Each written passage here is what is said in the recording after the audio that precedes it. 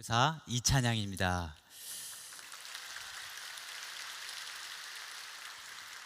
오늘 이렇게 귀한 여호수아 공동체 여러분과 하나님의 살아 역사하심을 나눌 수 있게 되어 너무 기쁩니다. 물리부안지, 제가 아까 처음에 인사한 말은 제가 사역하고 있는 지역에서 통용되는 채와 부족의 인사입니다. 잠비아는 70개가 넘는 부족이 있고 70개가 넘는 언어가 있습니다. 저희는 인사할 때 고개를 숙이는 대신 가볍게 박수 3번을 치고 겸손을 표합니다. 우리 좌우에 계신 여러분과 함께 인사해 볼까요? 물리부안지, 물리부안지. 감사합니다.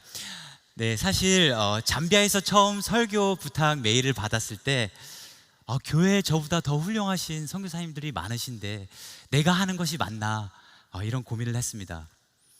저는 한국에서 지낸 날보다 밖에서 지난 시간이 더 길기 때문에 한국어가 자유롭지 못한 면도 있고, 또 요즘 청년들과 내가 과연 어떤 공감대가 있어서 그런 걱정들이 앞섰기 때문입니다. 제가 아는 아이돌 그룹이라고는 서태지와 아이들에서 멈췄거든요. 네, 하지만 메일을 자세히 읽어보니까 정해진 본문 말씀이 있더라고요. 마태복음 28장 16에서 20절 말씀. 이 본문을 확인한 순간 이것은 하나님께서 시키신 것이지 사람의 청탁이 아니라는 것을 알고는 순종할 수밖에 없었습니다. 왜냐하면 오늘 본문의 말씀은 중학생이던 저에게, 그리고 결혼할 때 저와 제 아내에게 주신 말씀이거든요. 마침 지난주에 귀국하자마자 OMC에 참석하게 되었는데요, 이서진 목사님의 선택 강의를 듣고 힘이 되기도 하였습니다. 대학부 인식조사 결과보고서를 보고 살짝 놀랐거든요. 설문에 참여한 청년분들이 의외로 신앙에 대한 갈망이 높다는 것을 보았기 때문이죠. 그렇다면은 내가 가서 할 말이 조금 있겠다. 네, 그래서 이 말씀과 맞는 제가 어떻게 선교사로 부름을 받게 되었는지 그 이야기를 나누면 되겠다 하고 약간 안도감을 가지고 이 자리에 서게 되었습니다. 네, 그래서 여러분을 만나게 된 것이기 때문에 더욱 반갑고 기쁜 순간입니다. 그러면 이 시간의 주인 되시는 하나님께 먼저 기도하고 시작하도록 하겠습니다. 사랑의 하나님, 부족한 종을 이 자리에 세우셨습니다. 성령님께서 일하실 것을 믿고 섭니다. 잘 전달할 수 있도록 입술을 주관하여 주시고 잘 들을 수 있도록 마음의 문을 열어주시옵소서. 주님께서 이뤄가실 일들을 기대합니다. 다시 오실 예수 그리스도의 이름으로 기도드립니다. 아멘. 아멘. 네, 저희 가정은 딱 10년 전에 이 자리에서 파송 예배를 드렸습니다. 그리고 잠비아로 보냄을 받았죠. 그때는 선교에 대해서 지금보다 더 몰랐지만 한 가지는 확실했습니다. 오늘 본문 말씀, 우리가 흔히 대위임령, Great Commission 이라고 부르는 이 구절이 제 삶에 큰 변화를 일으켰다는 사실입니다. 오늘 말씀 마태복음 28장 16절 20절 아까 전에 읽었지만 한 번 더 읽어볼까요? 나오나요? 네, 읽어보겠습니다. 시작. 11 제자가 갈릴리로 가서 예수께, 그리고 그들은 예수를 뵙고 경배 드렸습니다. 그러나 어떤 사람들은 의심했습니다. 그때 예수께서 다가오셔서 그들에게 말씀하셨습니다. 하늘과 땅의 모든 권세가 내게 주어졌다. 그러므로 너희는 가서 모든 민족을 제자 삼아 아버지와 아들과 성령의 이름으로 세례를 주고 내가 너에게 명령한 모든 것을 그들에게 가르쳐 지키게 하라. 보라, 내가 세상 끝날까지 너희와 항상 함께 있을 것이다. 아멘. 여러분, 이 말씀을 들으시면 어떠신가요? 아멘이 바로 튀어나오나요? 바로 순종이 되시나요? 저는 그러지 않았습니다. 저는 어린 시절 독일에서 살다가 중학교 2학년 때 제 의사와는 관계없이 한국으로 전학을 오게 되었는데요. 한국에 적응을 잘 하지 못하던 중 동네 교회에 출석하게 되었습니다. 그 동네에서 너무 좋으신 중등부 선생님을 만났고 그나마 교회에서는 잘 적응할 수 있었어요. 저는 저의 선생님은 그 교회 담임 목사의 따님이셨는데 하루는 작은 아버지가 하는 교회에 찬양 집회에 가자고 하시는 거예요. 가보니 선생님의 또 다른 작은 아버지가 찬양 인도를 하고 계신 거예요. 그 집회의 이름은 모교 경배와 찬양이었습니다. 요즘은 화요 성령 집회로 보이나요? 네, 올해가 온누리교회 40주년인데 그때는 온누리교회 10주년이었습니다. 저는 그 집회에서 정기적으로 참석하게 되며 정말 많은 은혜를 입고 예수님을 그곳에서 인격적으로 만나게 됩니다. 그리고 그 시절 하나님의 부르심, 소위 콜링이라는 것도 받게 됩니다. 그런데 그 소명이 저는 너무 부담스러웠어요. 목사 아들이라는 이유만으로도 친구들에 비해 하지 말아야 할 것들이 이미 많은데 만약 제가 사역자가 된다면 제 삶에 제한되는 것들이 얼마나 더 많아질까 걱정부터 앞섰죠. 그때 저는 노는 것이 너무 좋았거든요. 그래서 저는 그 부르심을 못 들은 척, 이해 못한 척 오랜 시간 도망 다녔습니다. 그리고 군대에 갔을 때조차 교회에서 장병들이 가서 제자 삼으라 라는 찬양을 부르면은 괜히 혼자 찔려서 고개를 숙이곤 했습니다. 그리고 그러던 어느 날 저는 의심하는 눈으로 이 대위임령 본문을 다시 읽어보았습니다. 다른 구절들은 눈에 들어오지 않았지만 17절 말씀은 제게 큰 위로가 되었습니다. 그리고 그들은 예수를 뵙고 경배드렸습니다. 그러나 어떤 사람들은 의심했습니다. 바로 이 구절이 제 이야기 같았기 때문입니다. 예수님을 만났으면서도 의심하는 게 나뿐만이 아니구나. 제자들도 의심했다니 나만 이상한 사람이 아니구나.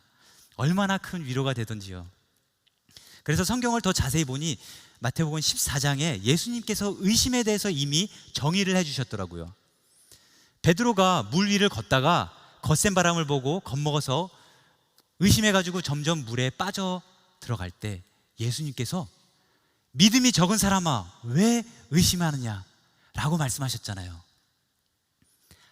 의심은 불심이나 죄가 아니라 그저 믿음이 작은 것, little faith, 믿음이 없는 것이 아니라 작을 뿐이라는 것을 알게 되었습니다. 그리고 더 놀라운 것은 예수님은 그들의 의심을 책망하거나 그들을 변화시킨 후에 사명을 주신 것이 아니라 경배와 의심이 공존하는 그 상태 그대로 그들에게 다가가 사명을 맡기셨다는 점입니다. 여러분, 하나님께서는 준비된 사람을 부르시는 게 아니라 부르신 사람을 준비시키십니다. 그분은 우리가 완벽해지기를 기다리지 않으십니다. 심지어 의심하는 사람들까지도 위대하게 사용하십니다. 네, 그럼에도 저는 19절의 명령은 여전히 큰 부담이었습니다. 가서 모든 민족을 제자로 삼으라니 저는 못하겠습니다. 그래서 그 말씀을 더 뒤로 가봤습니다. 16절로 돌아가 보았습니다. 거기에는 11 제자들이 갈릴리로 가서 예수께서 일러주신 산에 이르렀습니다 라고 나옵니다. 그래, 내가 믿음이 없는 것은 아니고 작을 뿐이니까 쉬운 것부터 순종해보자. 그래서 제자들이 갔던 그 산, 예수님이 오라고 하신 그 산으로 나도 한번 가보자. 그래서 결심했습니다. 예수님께서 제자들을 부르셨던 그 땅, 이스라엘로 가보기로 말이죠.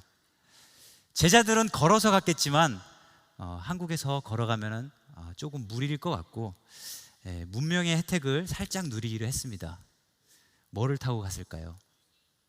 네, 비행기 혹은 자동차일 수도 있고 오토바이일 수도 있고 저는 그 중에서 자전거를 타보기로 했습니다. 고된 수행처럼 자전거를 타고 가다 보면 제 작은 믿음이 강해지고 하나님의 부르심에 대한 의심이 확신으로 성장하지 않을까 하는 막연한 기대감을 품고 말이죠. 교통비는 물론 숙박비까지 아끼기 위해 텐트도 준비했습니다. 그리고 이왕 떠나는 거 나중에 하나님께서 어디로 보내실지 모르니까 이스라엘까지만 가는 게 아니고 그냥 지구 한 바퀴를 돌아볼까? 점점 계획은 커져만 갔습니다. 그에 비하여 계획은 엄청 단순했습니다. 계산해 보기로 지구 둘레가 4만 킬로니까 하루 평균 40킬로씩 달리면은 1000일이면은 지구를 한 바퀴 돌겠네? 그리고 지금 내가 가진 돈이 500만 원이니까 하루 평균 5,000원씩 쓰면은 1000일 동안 살아남겠네? 계산이 딱 떨어지는 게 너무 뿌듯했지만 일정 경비 뭐 하나 뜻대로 된 거 아무것도 없습니다. 그렇게 20대 중후반이라면 모두가 걱정할 만한 일자리, 내 집 마련, 스펙, 결혼, 아니면 노후 대책 등등등 청년이 모든 걱정을 뒤로 한 채 모두가 말리는 자전거 세계 일주를 떠났습니다. 하나님의 부르심이 확실하다면 다 책임져 주시겠지 라는 무모하다 할 수 있는 믿음 하나만 가지고 말이죠. 인천에서 배를 타고 중국으로 넘어가 중국과 동남아시아만 통과하는데 500일, 벌써 1000일의 반을 썼습니다. 계획과 너무 달랐죠. 그나마 다행인 것은 인터넷에 올렸던 여행기를 통해서 신기하게도 작은 후원금이 들어오기 시작했습니다. 지금이야 유튜버들이 여행하면서 수익 내는 것이 이상하지 않지만 2007년 당시에 저는 전혀 예상하지 못한 것이었거든요.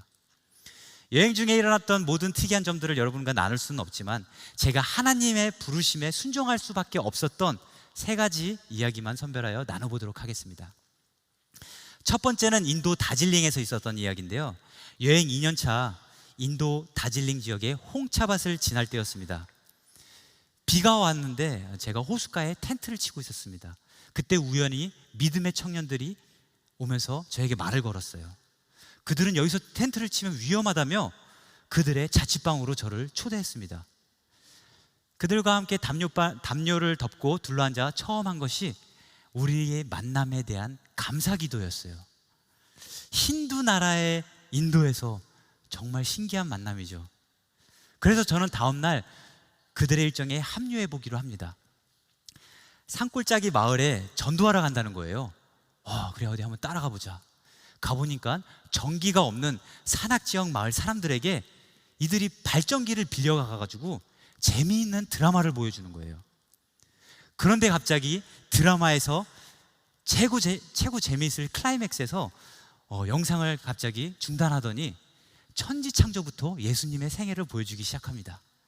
사람들은 모두 실망했지만 조금만 참으면 드라마를 다시 볼 수 있다는 기대감에 숨지겨 집에 가지 않고 기다리고 있더라고요.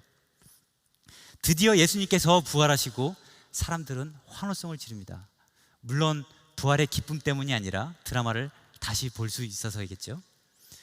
그런데 드라마를 이어서 다시 보기 시작했는데 이번에는 갑자기 뚝 하면서 깜깜해지는 거예요. 사람들이 하나둘씩 야유하며 떠나기 시작했습니다. 이게 어떻게 된 거냐고 친구들한테 물어보니까는 발전기에 휘발유가 떨어졌다는 겁니다. 아니, 그러면 내가 빨리 가서 사올게. 주유소 어디야? 내가 갔다 올게 했는데 주유소가 있는 읍내까지 내려갔다 올라오면 날이 밝을 거랍니다. 그만큼 저희는 깊은 살골짜기에 있었던 거였죠. 그렇게 그날의 이벤트가 끝나고 저는 그들의 순수한 열정에 감동을 했습니다. 그리고 그때까지 모인 후원금이 갑자기 떠오르더라고요. 그들의 필요를 묻고 그들이 필요하다는 찬양 사역 악기들을 실리구리라는 시내에 가서 사기로 했습니다. 제가 하루에 5,000원씩 쓰기로 했는데 계산해보니 하루에 3,000원도 안 썼더라고요. 그래서 여행 경비에 조금 여유가 생겨서 플렉스를 좀 했습니다. 발전기까지 풀옵션으로요. 그래서 악기를 사서 마을로 올라와 보니 다른 문제가 생겼어요. 이 장비들을 풀어놓을 자리가 없는 거예요. 그래서 이왕 쓰는 김에 연습실까지 한번 구해보자. 친구야, 너 그 자취방을 빼고 나랑 반반씩 보태서 더 큰 집으로 이사 가자. 네, 그렇게 연습실을 구하고 한 달 동안 연습해서 산악마을을 다니며 찬양 집회를 2번 열고 나니 사람들이 모이기 시작하는 거예요. 그래서 그분들과 함께 예배드릴 공간이 필요하게 되었습니다. 그래서 저희가 연습실로 사용하던 그 월세방이 갑자기 예배당이 되었습니다. 현지 목사님을 모시고 헌당 예배를 마치는데 저는 어리둥절하더라고요. 이때까지만 해도 저는 선교 훈련도 신학 공부도 해보지 않은 부르심의 의심만 가득한 청년이었거든요. 계획에 전혀 없던 일들이 너무나도 자연스럽게 일어나는 것을 보고 이거는 하나님께서 일하고 계신다는 것을 알게 되었습니다. 이게 바로 미시오 데이구나. 하나님의 선교구나. 선교는 내가 하는 것이 아니라 이미 세상에서 일하고 계신 하나님의 선교에 나는 그저 동참하기만 하면 된다는 것을 몸소 깨닫게 되었습니다. 그리고 2번째로 제가 부르심에 응답하게 된 계기는 알 수 없는 사고와 가야 할 길이 변경되는 사건들 때문입니다. 저는 바울병에 걸린 사람처럼 바울의 여행을 너무 좋아했는데요.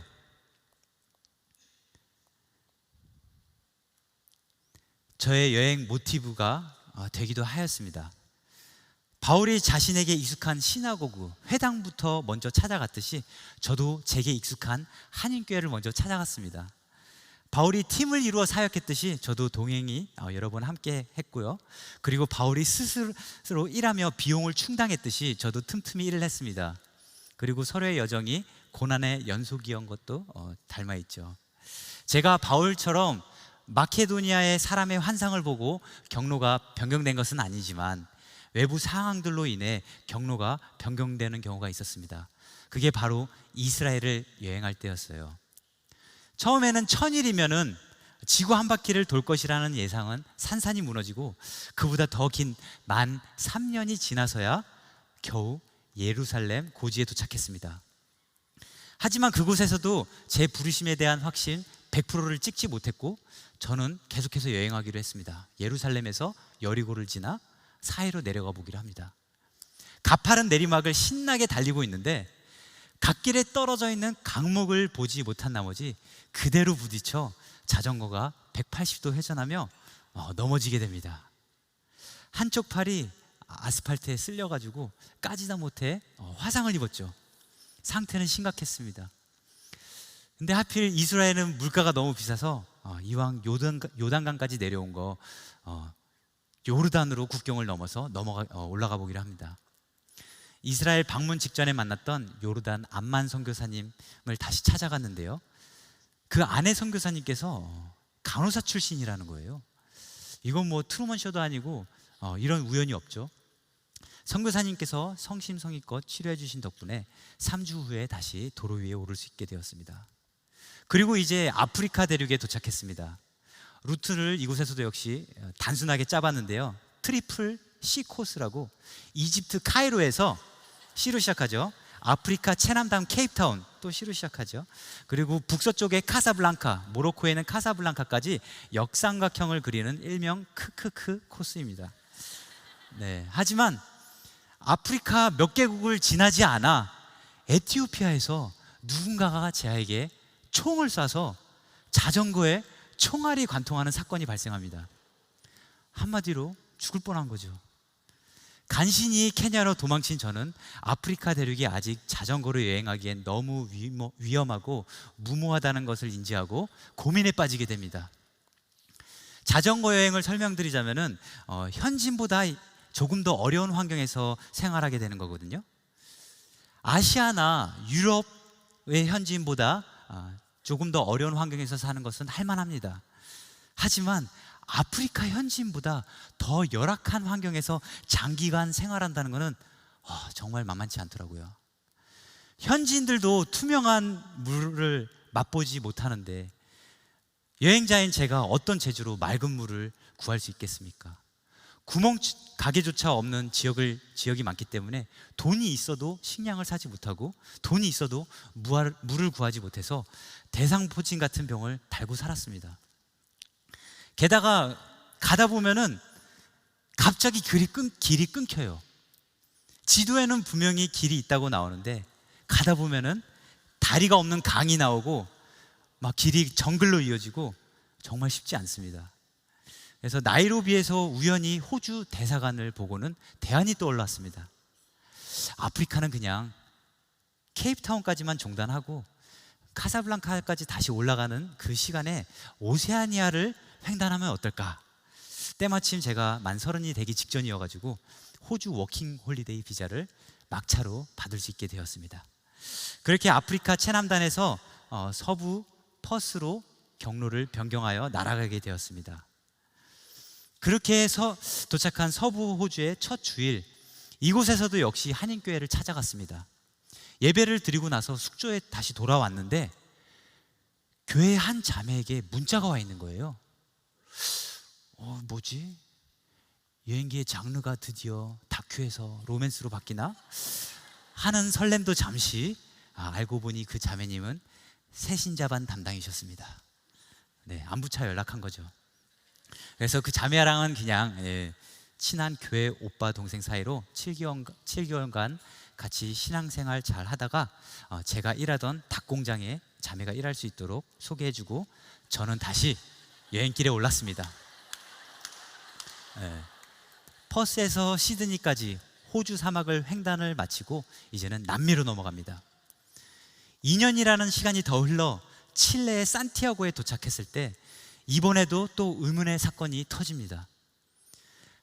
자전거 여행하다 보면 종종 개에게 쫓기게 되는데 하필 산티아고에서 처음으로 개한테 물리게 된 거예요. 피는 조금 났지만 상처가 그리 심각해 보이지 않아서 갈 길이 멀기도 하고 그래서 그냥 떠나려던 찰나 광견병에 감염되면 죽을 수도 있다는 말에 덜컥 겁이 나더라고요. 그래서 알아보니 한 달 동안 5차례 백신 주사를 맞으면 괜찮다고 합니다. 근데 하필 또 이게 물가가 비싼 산티아고에 발이 묶인 겁니다. 막막한 마음에 지난주에 방문했던 한인교회 목사님께 사정을 말씀드리니 교회 옥탑방이 비었다며 지내도 좋다는 허락을 받게 되었습니다. 그렇게 교회에서 머물던 어느 날 친해진 집사님께서 저를 돕고자 꿀 알바 제안을 하나 하십니다. 한국에 들어가서 식품 기계를 사오라는 미션이었습니다. 제가 마다할 리가 없죠. 그렇게 잠시 출장 형식으로 한국에 들어갔는데 저번에 호주에서 만났던 그 새신자반 담당 자매님 있잖아요. 공항에 배웅을 나온 거예요.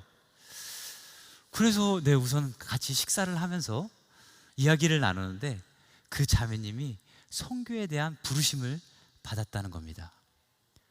반가우면서도 한편으로는 이걸 왜 나한테 말하지?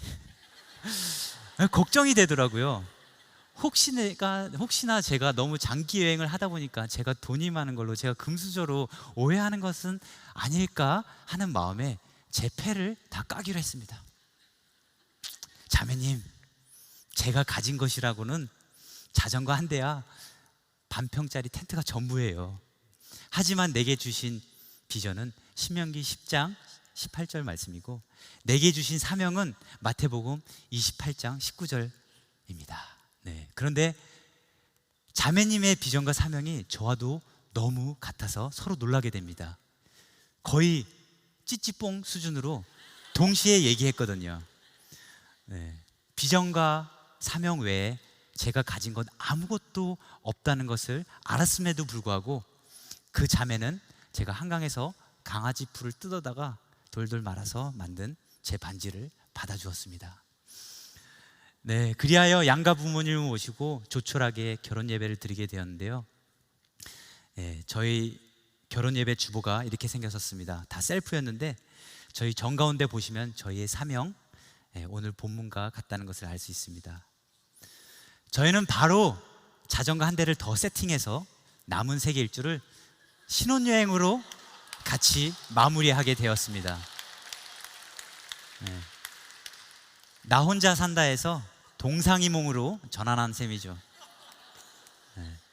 칠레에서 캐나다까지 그리고 러시아를 거쳐 2014년 마침내 한국의 동해로 도착했습니다. 달리다 보니 2852일이 지났더라고요. 7년이라는 시간에 80여 개국 위에 52,000km의 타이어 자국을 냈고요.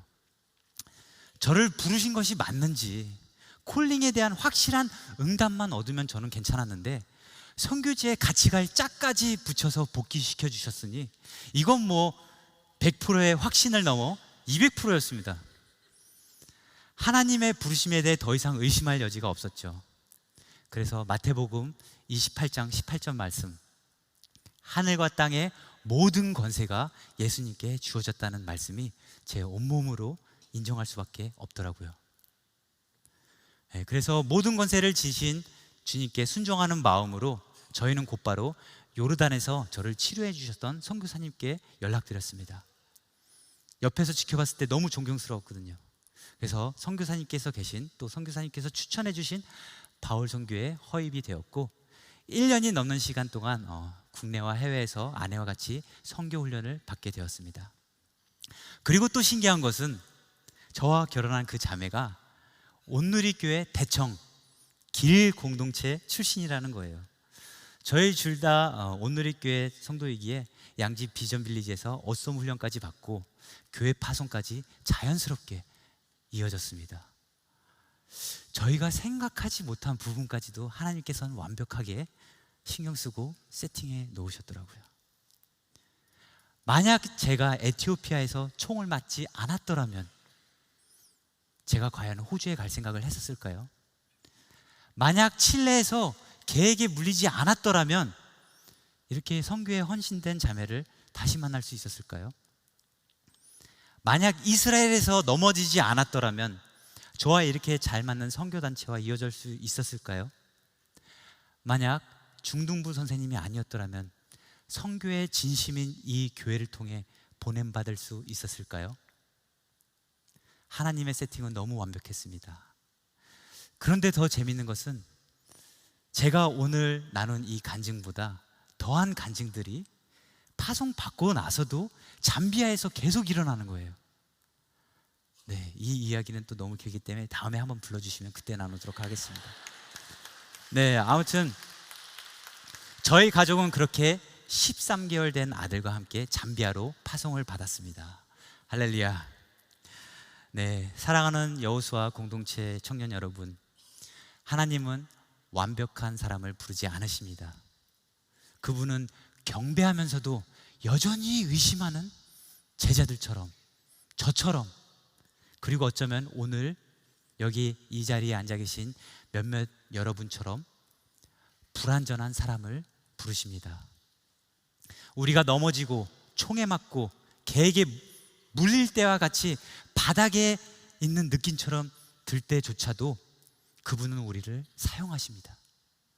대위임령은 단순히 선교사에게만 주어진 특별한 명령이 아닙니다. 저는 소명받은 사람만 가는 것인 줄 알고 저만 딱 걸린 건 줄 알고 의심하고 도망 다녔는데 그게 아니더라고요. 이 위임령은 크리스찬이라면 누구나에게 해당되는 말씀입니다. 이것은 마태복음의 결론이자 교회 정체성을 규정하는 우리 모두의 사명입니다. 다시 오실 예수님께서 우리에게 남기신 이 위임은 마치 주인이 먼 길을 떠나며 종들에게 달란트나 문화를 맡긴 비유와 같습니다. 한 달란트를 받은 종은 주인의 의도를 모르고 그 달란트를 땅에 묻어두었다가 책망을 받습니다. 여러분, 우리에게 맡겨진 달란트는 무엇일까요? 우리의 재능, 실력, 재산? 그것은 바로 예수 그리스도의 복음, 구원의 기쁜 소식입니다. 예수님은 이 가장 귀한 보물을 우리에게 맡기시며 땅에 묻어두지 말고 갑절로 만들라고 하십니다. 복음이 배가 되는 것은 그것이 바로 오늘 본문이 말하는 제자 삼는 것입니다. 한 영혼이 또 다른 영혼을 낳고 그 영혼이 또 다른 제자를 세워나가는 것, 이것이 바로 저희에게 주신 사명입니다. 이 위대한 사명 앞에서 우리는 또다시 주눅듭니다. 저는 아는 게 없는데요. 저는 할 줄 아는 게 없는데요. 하지만 우리의 사명은 우리의 능력이나 자격에 근거한 것이 아니라는 것을 오늘 확인되지 않았습니까? 제게 무슨 능력이 있어가지고 인도 다질링 지역에 교회가 세워진 것이 아니니까요. 하나님께서 하신 것입니다. 우리는 그분의 대사일 뿐입니다. 두려워할 필요가 없습니다. 왜냐? 복음 자체에 능력이 있기 때문입니다. 사람들은 저에게 묻습니다. 세계 일주를 통해 얻은 것이 무엇이냐고. 확실하게 대답해 드릴 수 있습니다. 하나님께서 지금도 일하고 계신다는 확신을 얻었다고 말이죠. 아브라함의 하나님, 여호수아의 하나님이 바로 나의 하나님이시며, 과거에만 역사하시던 분이 아닌 우리가 지금 사도행전 29장을 써내려가는 지금 이 순간에도 살아 역사하시는 하나님이십니다. 소명에 대한 확신을 얻으려고 떠난 여행에서 저는 미시오 데이, 하나님의 일하심을 체험했습니다. 달란트의 개수가 중요한 게 아니라 나의 헌신, 나의 순종, 그거면 충분하다는 것을요, 나머지는 하나님께서 하십니다. 하나님께서 채워주시고, 하나님께서 길을 열어주시고, 하나님께서 만나게 해주십니다. 우리는 그저 복음의 능력을 믿고 나아가면 됩니다. 작은 순종들이 하나씩 실천하다 보면은 여러분은 어느새 마지막 구절의 축복 속에 걷고 있는 여러분 자신을 발견하게 될 것입니다. 보라, 내가 세상 끝날까지 너희와 항상 함께 있을 것이다. 여러분의 직장에서, 캠퍼스에서, 또는 가정에서 여러분의 삶을 통해 예수님을 보여주십시오.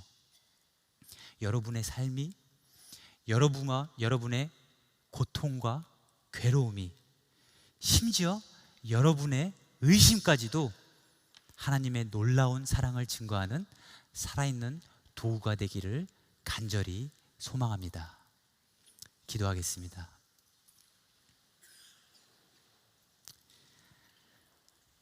살아계신 하나님 아버지, 불완전하고 의심 많은 우리를 부르셔서 위대한 사명을 맡겨주시니 감사합니다. 우리는 종종 대위임령을 무거운 짐으로 여기고 복음이라는 귀한 달란트를 땅에 묻어두려고 했음을 고백합니다. 이제는 우리에게 새로운 관점을 허락하여 주셔서 이 사명이 우리의 힘이 아닌 하늘과 땅의 모든 권세를 가지신 주님의 능력에 근거함을 믿게 하여 주시옵소서. 지금 내가 있는 바로 그 자리에서 제자 삼는 사명을 감당하는 우리 여호수아 공동체 되게 하여 주시옵소서. 예수님 이름으로 기도드립니다. 아멘. 감사합니다.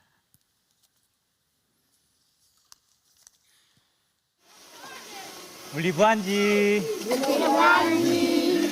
저는 잠비아 선교사 이찬양입니다.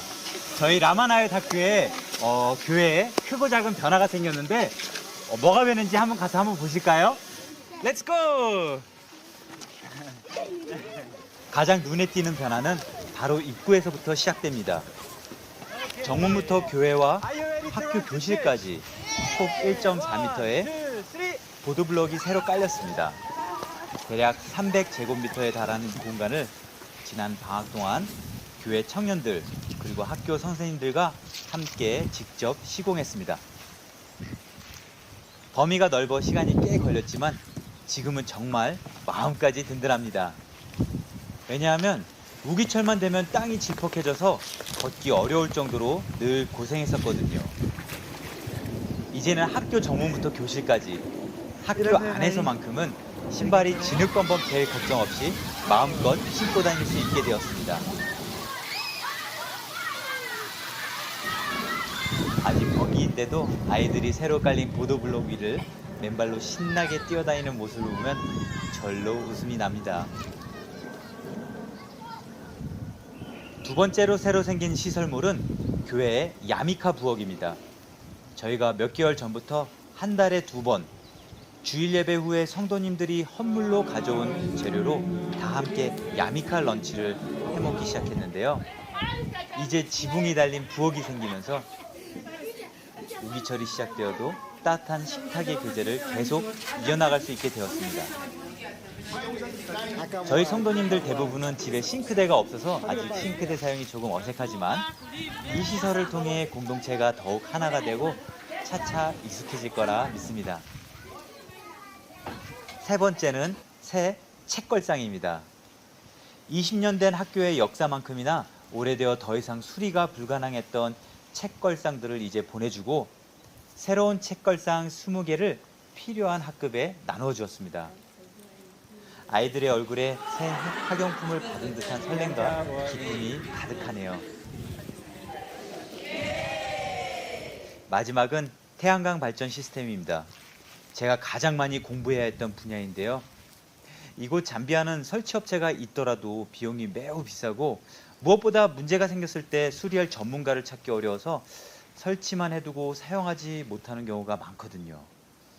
그래서 배터리, 인버터, 패널 등 모든 부품을 직접 로컬 시장과 해외 직구로도 공수하여 직원들과 함께 설치하였습니다. 이 시스템 덕분에 이제 전기 공급이 끊기더라도 아무 걱정 없이 예배 시간에 PPT를 사용할 수 있게 되었고요. 학교로도 전기를 연결하여 앞으로 컴퓨터 교실이 생기더라도 전원 걱정 없이 아이들을 교육할 수 있게 되었습니다. 잠비아 땅에서 이 사역을 감당할 수 있는 것은 하늘의 동역자 여러분들을 통해 주께서 은혜 베풀어 주셨기 때문임을 고백합니다. 너희가 서로 사랑하면 이로써 모든 사람이 너희가 내 제자인 것을 알리라.